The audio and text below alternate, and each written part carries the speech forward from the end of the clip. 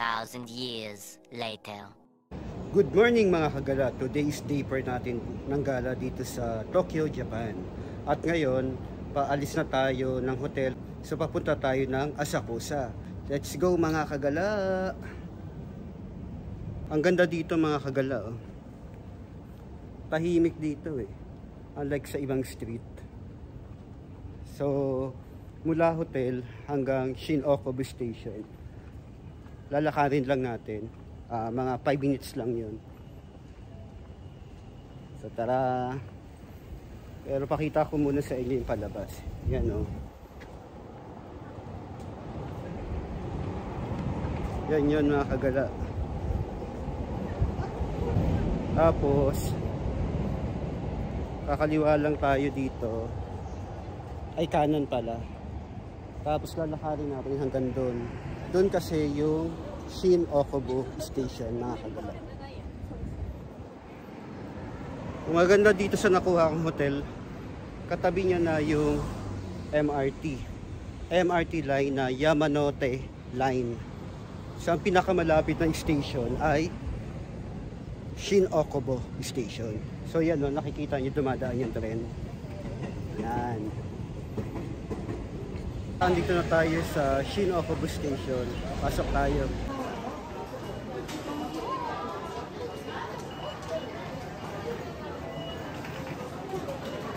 Hanapin nyo lang mga kagala yung 7-8 na Chuline Rapid. Doon tayo pupunta. 7 and 8. Ayan o, 7 and 8. Nandito na tayo sa 7 and 8. Shinjuku Station. So, akyat tayo.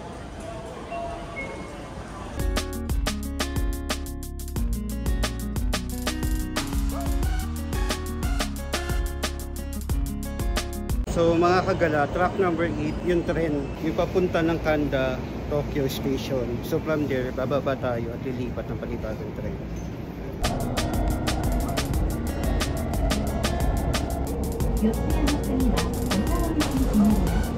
Hello mga kagala, nakarating na tayo ng Kanda Station. Hanapin natin yung Ginza Line, yan yung letter G. Yung nakikita yung letter G. Diyan tayo sasakay ng tren na papunta ng Yonohiro-Koji.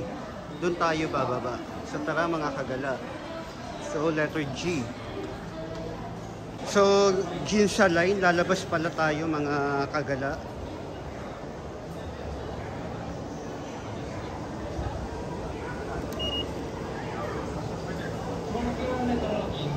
So letter G, hanapin natin yung Ginza Line. So ito, bababa tayo. So sundan nyo lang yung signage ng Ginza Line para hindi kayo maligaw. Tuloy-tuloy lang tayo mga kagala. So papasok na tayo mga kagala. Sa track number 2 daw tayo sasakay. So yun, sakto, dumating na yung train. Diyan tayo sasakay, track number 2. So dito tayo sasakay mga kagala, going to Yonohiro-Koji Station. So mga kagala, from Kanda Station, bababa tayo ng Asakusa Station. Doon na pala yun. Dire-diretso na kaagad tayo doon sa temple na ibibisit natin. Dito tayo mag-e-exit sa 1 to 3. Papunta ng Kamenarimon. So dyan tayo mag-e-exit mga kagala.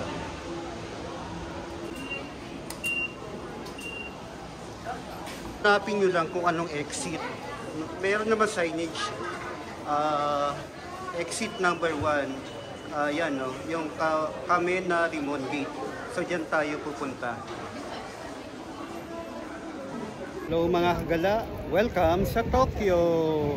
Today is our day 4 ng ating gala dito sa Tokyo. At ngayon nga ay nandito tayo sa harapan ng Kamenarimon Gate.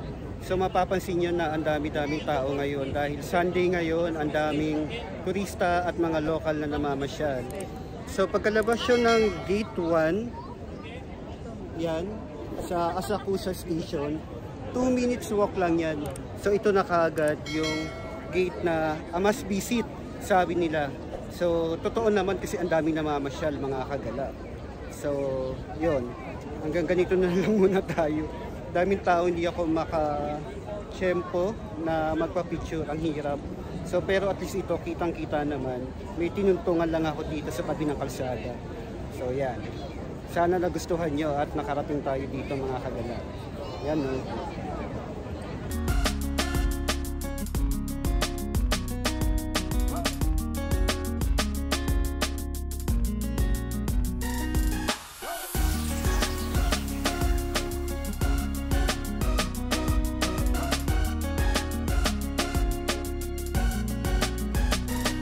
Pagka lagpas natin ng gate, ito yung pupuntahan natin. Ito yung makikita nyo, mga bilihan na pasalubong. Yan, ang dami oh. May mga keychain, mga tsinelas, tapos food trip. Pwede tayo magmukbang dito oh. Yan no.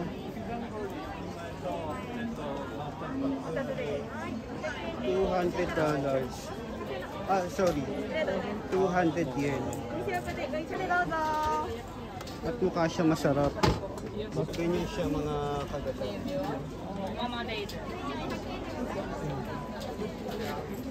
Pila tayo mga kagala. Mukhang masarap. Tingnan natin kung paano ginagawa.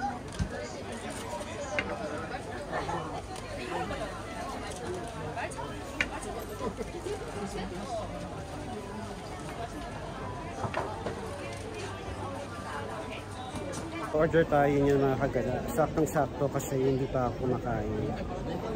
So one time ay 1:45.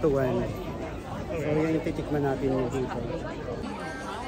Ay, 1 and then 600. Ah.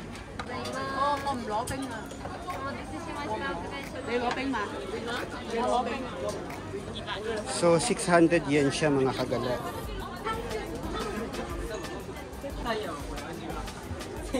Yan siya mga kagala, 600.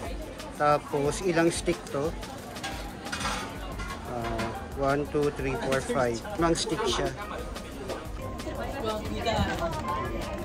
So ito na mga kagala, naka-order na tayo at sorry naman at oily yung aking mukha. So ngayon madami nakapila. So ganito yung itsura niya. Oh. Yan. Parang 5 piraso ito na maliliit. Hi! So yun, may mga nakatigil na video tayo. Kain tayo.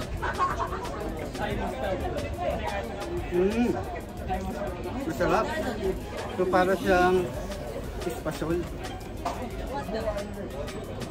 Sorry. So masarap siya mga kagala. Parang espasol type na naka-stick. Pero yummy.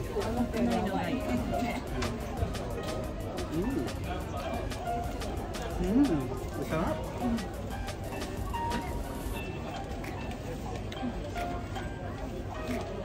By the way, dito sa Japan, pag bumili ka ng pagkain, normally, sa tabi ka kakain. Kasi hindi sa kanila okay yung habang naglalakad ka kumakain ka. So isang stick pa lang parang bitin.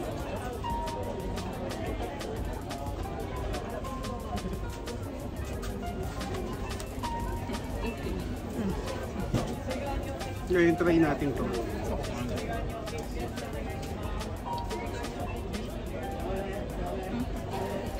Sarap din ha.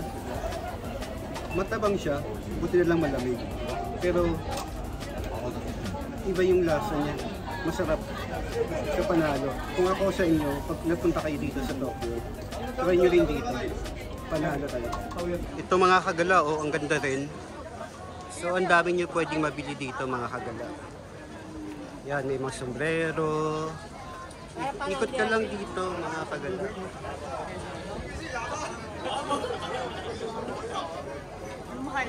So ang daming tao talaga ngayon.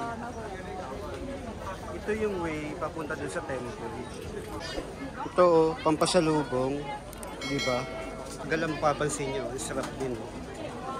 So mukhang mukbang ang pinunta ko dito mga kagala. Di ba? At mahaba yung pila.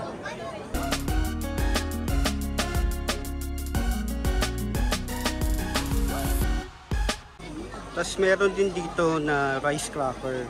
Yan. At iba-iba yung flavor. Grabe, masasarap. Yan o.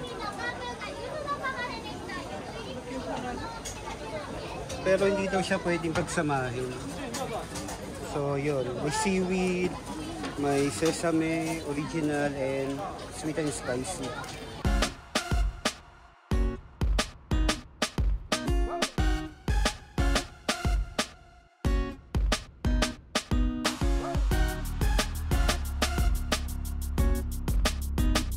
So ito na mga kagala yung Sensoji Temple. Pupunta tayo dyan. Dire-diretso lang mula doon kanina sa entrance. Yung mga nakita nyo kanina, yun yung dadaanan papunta dito sa temple.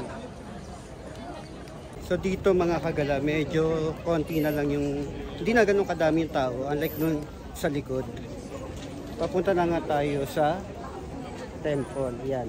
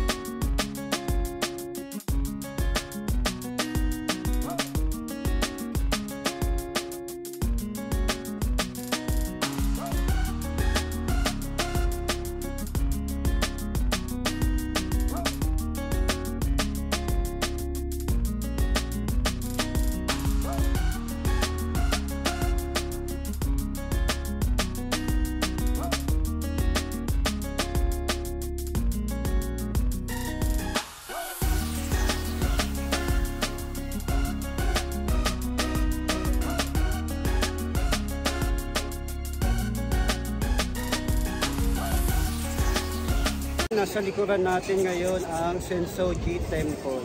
So yan na. At parang umaambo na nga. So pasok tayo. Tapos dito sa may gilid, meron silang ginagawa. Para mag-wish ka. Ginagawa. Iaalog mo. Tapos may stick na lalabas. Pupunin mo siya. Yan. Tapos babasahin nila kung ano yung nakuha mo, and then ibabalik. Tapos hahanapin nila kung saan, babasahin nila kung ano yung nakalagay. Ganun yung process. Tignan lang natin. Yan, may mga ganyan. Kasi hindi natin maintindihan, kaya hindi natin matatry. Pag nakuha mo na pala yung papel, sinasabit nila dito. Ganun pala yun. So ganyan pala mga kagala. Pinatali nila dito. Sabi dito, only if you drew a bad fortune, please tie it to a rock. Yan. Alam ko mga kagala, yung usok daw nito dapat kinukuha, i-absorb mo. Parang yung ganyan. Dapat ina-absorb daw. Pangpaswerte. Yan yung ginagawa. So itatry natin. Ang init siya mga kagala. Pangpaswerte. Sarap. Mainit tapos mahangin. Oh, ang daming swerte nun. At umaambo na nga mga kagala. Oh, di ba ang daming blessing? Tapos ito pa, oh. Try din natin ito. Yan. Alam ko, yung mga ganyan, cleansing din ko. Kailangan maghugas ng kamay before pumasok sa temple. Yun yung pagkakaalala ko. So, try natin. Hugas. Tapos, yung iba umiinom pa nga. Tapos, yung iba pinipisip sa mukha. Kabila naman. Tapos yung iba, mga kagala, umiinom.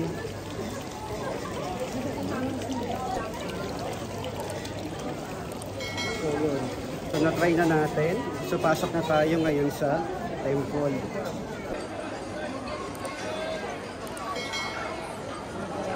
So So merong pila dito paakyat. Hindi ko alam kung para saan yan. Baka yung mga mag-pray. So, pwede naman dito sa kabila eh. Ang ganda naman. Ang ganda naman ng temple nito. At ang daming gusto mag-pray.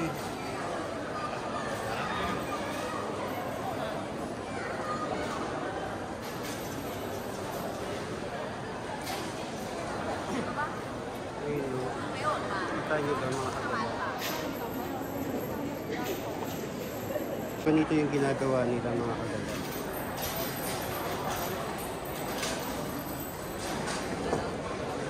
Naglalagay sila ng coin.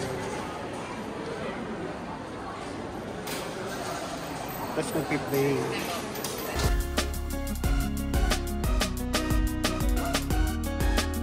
Tapos kung nagutom kayo, after nyo mag-visit dito sa Sensoji Temple, may mga food stall na dito lang sa gilid.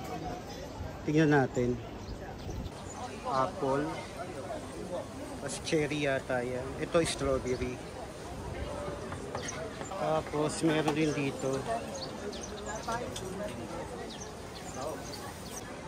Ito, tingnan mo mga kagala.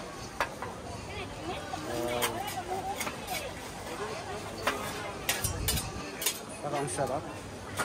Ito yung drinks na nakita ko iniinom nila. Panayelo. Ibang klase din ito mga kagala. Ayun. Meron talagang octopus. Oh, nice. Meron pa dito. Madami kayo pagpipilian mga kagala. Depende na lang kung ano yung patok sa panglasa nyo. Ang lalaking patatas. Japanese pizza. Wow. So, ganyan siya mga kagala. Ito naman ay saging. So ito, yan o, banana. Tignan nyo mga kagala. Ang daming napagod sa pamamasyal. Pagod na gutom. Nagmukbang. Spicy rice cake. At ito pa.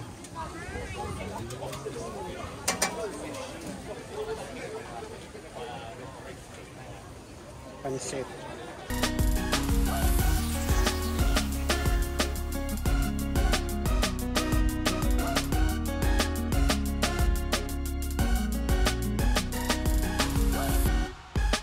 Lunch tayo. Ang time ay 2:10 PM. So yung in-order ko ito mga kagala, worth 355 yen or 142 pesos sa atin. So ito na yung breakfast and lunch ko. Sobrang sulit na may pupunta natin sa temple. Napagod ako kaya wala natin ang energy. Kaya kain na tayo. Tikman natin to mga kagala kung masarap ka at pasok sa panglasa natin.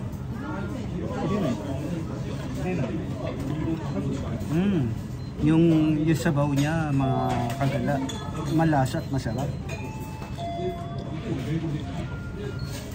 Kasi hinahain nila na mainit pa. Tapos by the way, pagpapasok ka pala sa mga restaurant dito, pagkaupo mo sa table, bibigyan ka na ganito, tubig.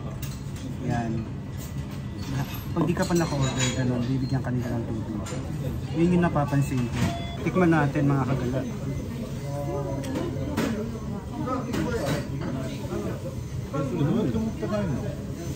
Hindi ko ma-explain yung lasa pero yung spices niya hanggang loob, lasang lasa. Tapos ito meron din nakalagay, hindi ko na po ng tawag dito. Tikman natin. Sarap ah. Tapos may seaweed na kasama. And then may pork.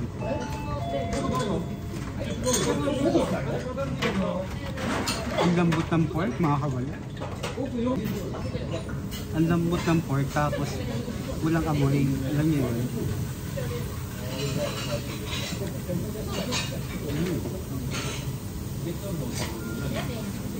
So, hello mga kagala. Kung saan tayo lumabas kanina, doon din tayo bababa. Itong din sa line. Tapos subukan natin pumunta ng Yono Station kung magkano ba yung sa Yono Zoo. Try natin. Nandito na tayo sa Asakusa Station. Pupunta tayo sa Ueno. Try natin kung makakapasok tayo doon sa zoo. Kung mura ba. Kasi the other day pagpunta ko, sarado. So, sasakay tayo ng tren, papunta dito. Yan. Tapos ito yung train. Diyan tayo sasakay. Sa mga kagala, pagkaling kayo ng Asakusa, pwede kayong dumaan dito sa Ueno, doon sa park, para explore din yung Ueno Zoo, o kaya yung park. So dito lang tayo mag-exit. So pakita ko sa inyo. Go ahead, una ka na. Hi. Hello. So yun, may Pinoy tayo nakita. So punta tayo dito sa Ueno Park.